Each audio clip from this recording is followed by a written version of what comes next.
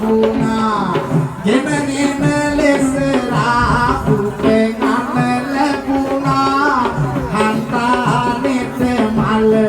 දෙව්සඳ වැදියා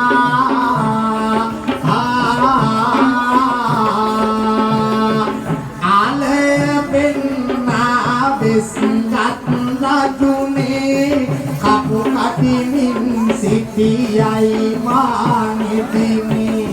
මව් කුලයම රැකුමට කංගුමි මගේ කුලයම රැන සුවාරාතුනි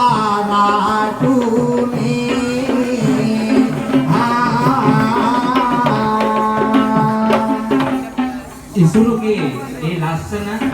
අලංකාරවත් අභිගායනයේ පසුව